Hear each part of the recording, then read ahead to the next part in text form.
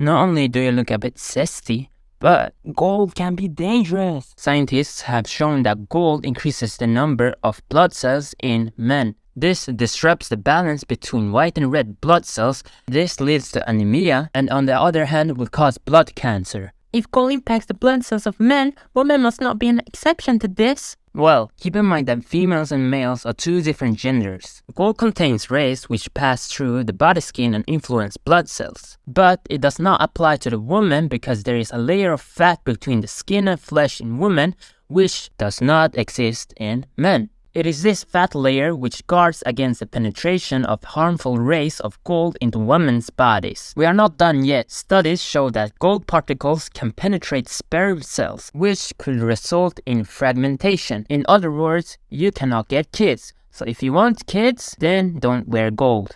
Peace.